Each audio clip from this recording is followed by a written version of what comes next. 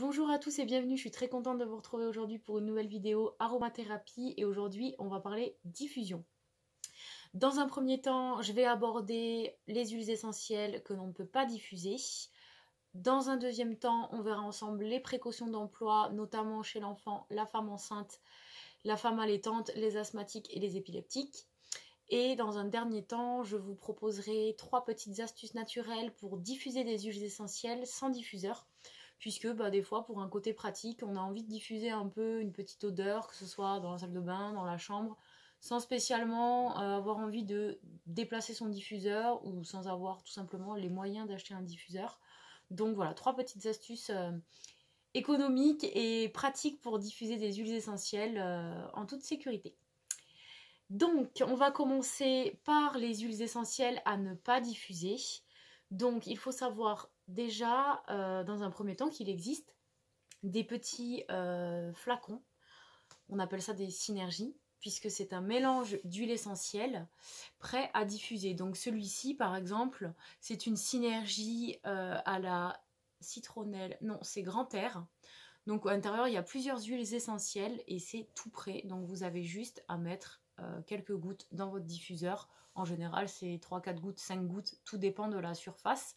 Vous avez juste à mettre ces gouttes-là, vous fermez votre diffuseur et c'est réglé. Ça, c'est vraiment pour le côté pratique. Il existe des huiles, des mélanges d'huile grand air. Là, j'ai citronnelle, pureté, spa, paix intérieure avec du laurier notamment. Vous avez également, là j'ai oriental aussi, vous avez zen, sommeil, etc. Donc ça existe et c'est vraiment pratique si vous voulez les utiliser sans danger, vous ne prenez pas spécialement la tête avec la dilution, est-ce que c'est autorisé ou pas. On met 3-4 gouttes et c'est réglé. Moi aujourd'hui, je voulais vraiment vous faire le post sur les petites huiles essentielles unitaires que vous avez à la maison comme ça et qu'on peut utiliser en diffusion. Donc moi je les utilise, j'aime beaucoup utiliser les huiles essentielles unitaires, je vais vous expliquer pourquoi. Parce que dans ces complexes, on a des huiles essentielles déjà, voilà, pour le grand air, pour purifier l'air, etc. Moi j'utilise beaucoup les huiles essentielles pour apaiser mon mental, mes émotions, le stress, le sommeil, etc. Et j'aime bien en fonction de mes états, varier tout simplement les huiles essentielles. Je les utilise aussi beaucoup par l'odeur. Ça m'inspire, il y a des huiles essentielles parfois qui vont me donner envie, qui vont m'attirer, du coup je vais les utiliser parce que je me dis c'est ces huiles essentielles là dont j'ai besoin actuellement. Donc c'est vrai qu'il y a ce côté aussi où on veut se personnaliser tout simplement nos diffusions et tout simplement notre utilisation des huiles essentielles sans pour autant avoir à faire un produit qui est déjà tout prêt et qui peut traiter plusieurs choses à la fois sans pour autant agir vraiment sur nous et nos besoins. D'ailleurs, je ferai une vidéo là-dessus prochainement sur comment bien choisir ces huiles essentielles en fonction de soi, en fonction de son tempérament, en fonction de ses émotions.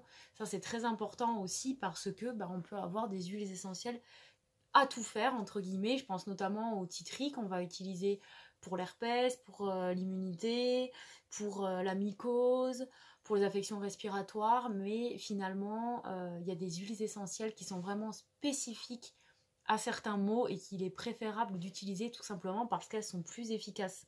Mais voilà, on connaît l'arbre à thé, donc on va utiliser l'arbre à thé, alors qu'on peut trouver une solution beaucoup plus efficace avec d'autres huiles essentielles et c'est tout l'intérêt et l'intérêt oui, d'utiliser les huiles essentielles tout simplement pour leur efficacité sur ce que l'on souhaite soigner tout simplement. Donc voilà, vous pouvez donc soit utiliser, comme je vous disais, flacon tout prêt, et moi aujourd'hui mon conseil se porte sur les huiles essentielles unitaires. Du coup, les huiles essentielles à ne pas diffuser dans un premier temps sont les huiles essentielles faisant partie de la famille des phénols. En fait, elles sont irritantes pour les voies respiratoires, donc on ne les diffuse pas. Donc on va avoir l'origan, tous les thym et la sarriette des montagnes. Donc ces 3 huiles essentielles-là ne sont pas diffusables. On a également le clou de girofle et la cannelle, qui sont 2 huiles essentielles aussi irritantes pour les voies respiratoires, qu'on n'utilisera pas en diffusion. On peut les utiliser et vous pouvez les retrouver justement dans les flacons tout prêts, mais elles doivent être diluées à hauteur de 5%. Donc pour ceux qui veulent se faire le mélange comme j'ai fait sur ma précédente vidéo, on peut, mais s'il faut calculer la dilution, je sais que moi, quand je diffuse mes huiles essentielles, je mets les gouttes directement dans mon diffuseur. J'ai pas spécialement envie de me prendre la tête à compter le nombre de gouttes par rapport à notre huile essentielle, par rapport à la dilution. Donc voilà, ou alors vous préparez le petit mélange avant, comme vous souhaitez, si vous voulez vraiment la cannelle et le clou de girofle. Mais voilà, ça nécessite quand même une certaine maîtrise pour diluer les huiles essentielles, c'est très important. Donc origan, thym, sarriette des montagnes, clou de girofle, cannelle. Ensuite, on va avoir toutes les menthes, menthe verte, menthe poivrée principalement, qui vont être... on peut les utiliser, mais on doit les diluer à hauteur de 15%. Ça peut être neurotoxique si c'est trop concentré, donc pareil, hein, bien les utiliser, bien diluer si vous faites vous-même votre préparation, sinon directement à tout près, c'est plus pratique, comme ça on ne se trompe pas sur la dilution. Ensuite, on va avoir toutes les huiles essentielles contenant du camphre qui font partie de la famille des cétones. Et d'ailleurs, toutes les cétones en général ne doivent pas être diffusées. Donc on va avoir donc, tout ce qui est camphré, romarin à camphre. On peut avoir également la sauge, l'hysope, le fenouil qui contiennent des cétones. Donc on va éviter de les diffuser. Et l'eucalyptus globulus. Donc on va plutôt privilégier l'eucalyptus radié si on cherche vraiment cette odeur d'eucalyptus. C'est vrai que l'eucalyptus, moi j'utilise là en cette saison, automne-hiver, pour purifier un peu l'air, dégager les voies respiratoires. Ça inspire quand même voilà, l'automne, l'hiver. Donc privilégier vraiment l'eucalyptus radié à l'eucalyptus globulus qui contient peu de cétones mais qui en contient quand même. Du coup, voilà, on évite. Et enfin, deux autres huiles essentielles, par contre, elles qui sont neurotoxiques et hépatotoxiques, donc toxiques pour le foie et toxiques pour le système nerveux. Donc là, on va avoir l'huile essentielle de muscade et l'huile essentielle de Gaultérie, que vous devez connaître, la Gaultérie qu'on utilise beaucoup pour tout ce qui est douleur musculaire et articulaire, en dilution dans une huile végétale. En massage, c'est radical, c'est très, très efficace, mais on ne le diffuse pas. Voilà.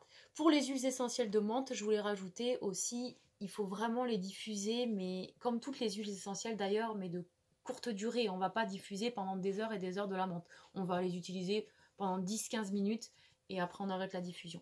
Ça c'est important. Le temps de diffusion aussi est important. Il ne faut pas trop charger l'air en molécules actives. Sinon, on peut s'irriter les voies respiratoires. On n'a pas l'impression comme ça parce que notre système olfactif fait qu'on s'habitue aux odeurs. Donc quand on diffuse des huiles essentielles, on baigne aussi dans le milieu. À un moment donné, on ne les sent plus. Mais voilà, en fait, ça se charge petit à petit, l'air se charge en molécules et donc ça peut être nocif. Donc ça, c'était vraiment pour les huiles essentielles à ne pas diffuser. Toutes les autres huiles essentielles sont diffusables. Bien sûr, il faut toujours les adapter en fonction de ces pathologies. Si vous êtes asthmatique, si vous êtes épileptique, tout ça c'est à adapter en fonction. Si vous avez des allergies à des composants particuliers, tout ça c'est à prendre en considération. Mais en tout cas, il n'y a pas de potentiel danger sur les autres huiles essentielles en diffusion. Pour les précautions d'emploi, donc la diffusion doit toujours se faire dans une pièce donc quand même relativement grande et la diffusion doit se faire à vide, c'est-à-dire qu'on ne doit pas être normalement dans une pièce lorsqu'on diffuse des huiles essentielles. On diffuse, on aère et on ferme les fenêtres, les portes et on profite un petit peu de cette purification d'air ou de tous les bienfaits des huiles essentielles diffusées. Mais idéalement, on ne reste pas dans une pièce quand on diffuse des huiles essentielles. Ça, c'est le premier point. Ensuite, la diffusion, premièrement, chez l'enfant. La diffusion chez l'enfant peut se faire sans souci. Pareil, il faut que l'enfant ne soit pas dans la pièce au moment de la diffusion. Il faut prendre en considération si l'enfant est asthmatique, si l'enfant est épileptique, s'il a des problèmes quelconques. Voilà. Chez l'asthmatique, on évite la diffusion des huiles essentielles présentées au-dessus, ce que je vous ai dit tout à l'heure. Toutes les huiles essentielles là ne sont pas diffusées chez les asthmatiques. Et on évite aussi la marjolaine à coquille qui a un effet bronchoconstricteur sur les bronches. Et du coup, pour les asthmatiques, c'est non. Chez les épileptiques, donc enfants ou adultes épileptiques, c'est pareil. On ne va pas diffuser le laurier et le nard de l'Himalaya. Ça, ce sont deux huiles essentielles qui sont strictement contre-indiquées chez les épileptiques. Du coup, On peut diffuser des huiles essentielles, voilà, un petit peu de citron, quelque chose qui va donner du peps, 10 minutes hors de la pièce, et il n'y a aucun souci chez les épileptiques et les asthmatiques. Bien sûr, il faut faire attention à la concentration aussi d'huile essentielle dans le diffuseur. Tout est à prendre en considération, toutes ces précautions d'emploi sont à prendre en considération, mais il n'y a pas de potentiel danger chez certaines huiles essentielles. De même chez la femme enceinte et allaitante, il y a certaines huiles essentielles qu'on ne va pas utiliser du tout, notamment les huiles essentielles qu'on appelle hormone-like, c'est-à-dire qui vont booster les hormones, notamment les hormones sexuelles, et du coup on va éviter. Donc là on va avoir le cyprès, on va avoir le genévrier, la myrte rouge et la verveine odorante. Donc ces 4 huiles essentielles ne sont pas à utiliser chez la femme enceinte, quel que soit le moment de la grossesse. En fait, on n'utilise pas ces huiles essentielles-là du tout. Ensuite, on peut commencer à utiliser la diffusion après les 3 premiers mois de grossesse, mais c'est pareil, dilution à respecter, diffusion douce, 10 minutes de diffusion, bien aérée, etc. Toutes ces précautions à prendre concernent également la femme enceinte. Il faut savoir que les huiles essentielles peuvent être super efficaces chez la femme enceinte, mais il faut qu'elles soient bien utilisées. Je pense notamment au citron et au gingembre, hyper efficace en diffusion pour les nausées. La lavande également, la camomille pour tout ce qui est relaxation, pour apaiser un petit peu le stress, l'anxiété de la grossesse, et puis aussi les aléas des humeurs de la femme enceinte. Donc la diffusion peut vraiment être une solution naturelle chez la femme enceinte. Mais voilà, comme je vous dis, on dit en temps normal, on n'utilise pas les huiles essentielles chez les enfants, chez la femme enceinte et allaitante. En diffusion, on peut, mais il faut faire très attention à respecter. Voilà, il faut vraiment respecter ce que je vous ai dit au-dessus. En amont, pardon. Voilà, donc ça, c'était les 2 points principaux. Donc les huiles essentielles à ne pas diffuser, ça c'est fait. Et ensuite, donc les précautions d'emploi. J'espère que j'ai été claire sur tout ça et que ça n'a pas été trop d'informations en même temps. Mais voilà, c'est quand même pour moi essentiel, avant de vous donner mes petites astuces naturelles pour diffuser vos huiles essentielles sans diffuseur, de vous parler des huiles essentielles qui ne sont pas diffusables et des cas particuliers. Donc on va passer ensuite, je bois ma petite infusion en même temps. Pour moi, faire des vidéos, c'est vraiment quelque chose qui me plaît, qui me détend. Donc, je l'associe aussi à ce petit côté où on peut se détendre, où on peut boire son petit thé, diffuser des petites huiles essentielles et s'imprégner de l'odeur. Donc, je voulais vous présenter 3 diffuseurs naturels. J'adore cette technique. J'ai trouvé plusieurs techniques, mais il y en a certaines que j'adore en particulier. La première, c'est l'utilisation d'une pomme de pin. Voilà, en fait, on utilise une petite coupelle en plastique, une pomme de pin, et tout simplement, on vient déposer ces huiles essentielles, donc à hauteur de 4-5 gouttes, sur la pomme de pin. Et en fait, le bois qui absorbe l'huile va diffuser une petite odeur. Donc ça, c'est vraiment pour une petite pièce. Moi, j'aime bien l'utiliser dans ma salle de bain. Voilà, je trouve ça cool. Donc je mets des petites huiles essentielles sur ma petite pomme de pin et je laisse comme ça, et je renouvelle en général tous les 3-4 jours parce que l'odeur a tendance quand même à partir, mais ça peut être vraiment une chouette idée dans les toilettes aussi, pourquoi pas, un désodorisant naturel. Voilà, c'est ma petite astuce naturelle que j'adore et que j'utilise très régulièrement, j'aime beaucoup. La deuxième, ça va être la diffusion douce, donc via un brûleur. Donc vous devez connaître, on met une petite bougie chauffe-plat dessous, et dessus en général on peut mettre, vous savez, ces blocs de cire parfumée, et du coup le fait de chauffer ici la céramique va faire fondre et diffuser ce bloc. Là, les huiles essentielles, surtout, il ne faut pas les mettre pures directement dans le réceptacle ici, tout simplement parce que les huiles essentielles ne doivent pas être brûlées. Voilà, c'est très important. Soit elles doivent être mises directement sur un support, soit dans l'eau. C'est très important. Ou bien il y a des diffuseurs aussi en céramique qu'on peut mettre directement comme ça. C'est un procédé spécial où il y a des nébulisateurs aussi. Enfin, il y a plein d'outils spécifiques, mais si vous voulez utiliser ça, surtout ne mettez pas, et j'ai déjà vu ça plusieurs fois, mettre des huiles essentielles directement dedans. Certes, ça diffuse l'odeur, mais le fait de brûler les molécules, ça les rend toxiques et ça peut être dangereux. Donc ce que je fais, je mets de l'eau tiède dans cette coupelle et je mets tout simplement quelques gouttes d'huile essentielle et ça va chauffer l'eau et l'huile essentielle va se diffuser dans la pièce. Ça sent très bon et bien sûr, il faut arrêter la diffusion avant qu'il n'y ait plus d'eau et d'huile pour pas que l'huile brûle. Ça, c'est très important, mais en général, ça, je le garde sur mon bureau et tous les jours, je me diffuse une petite synergie en fonction de mon état et de ce que je recherche. Et je laisse diffuser 5-10 minutes avant que l'eau s'évapore. Et voilà, c'est une petite technique très simple, naturelle, efficace et jolie sur un bureau. C'est sympa. Par exemple, diffuser dans une pièce de 30 mètres carrés, on va pas vraiment avoir les effets. Il faut bien sûr adapter en fonction de la taille de la pièce. Et enfin, le dernier outil que j'utilise pour diffuser mes huiles essentielles, je le porte sur moi. C'est un petit collier. Donc là, en l'occurrence, c'est un collier fleur de vie que j'aime beaucoup. Il existe beaucoup de bijoux de cette sorte. En bracelet, en collier, je crois, je ne sais pas, peut-être en bague ou j'en ai aucune idée. Voilà, en fait, à l'intérieur, donc c'est un pendentif qui s'ouvre. J'espère que vous verrez bien. Qui s'ouvre. Et à l'intérieur, on a une petite mousse donc qui se présente comme ceci. Donc en général, c'est vendu avec. Moi, j'ai déniché ce petit bijou sur Vinted et j'avais plein de petites mousses colorées comme ça avec. Ça me permet de changer mes huiles essentielles aussi. Et en fait, moi, je mets 2 gouttes sur l'embout mousse. Je ferme et je peux mélanger. Je peux mettre une goutte de lavande par exemple et une goutte de bergamote. J'aime beaucoup l'huile essentielle de bergamote pour le côté un peu joie, pour renforcer la joie. C'est très cool. J'aime beaucoup et du coup vous portez ça sur vous étant donné qu'il y a des petits trous dans la fleur de vie avec le vent, le fait de marcher, etc.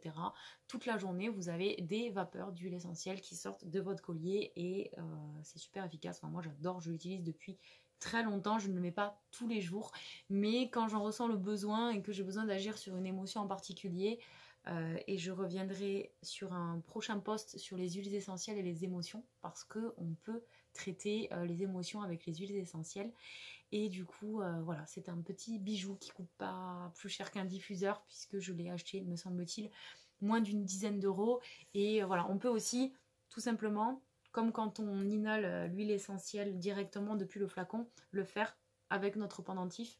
Et là l'huile essentielle, ça fait 2 jours que je l'ai mise dessus, j'ai mis uniquement 2 gouttes et ça sent encore très fort. Donc on peut faire, si on a des montées de stress par exemple, des inspirations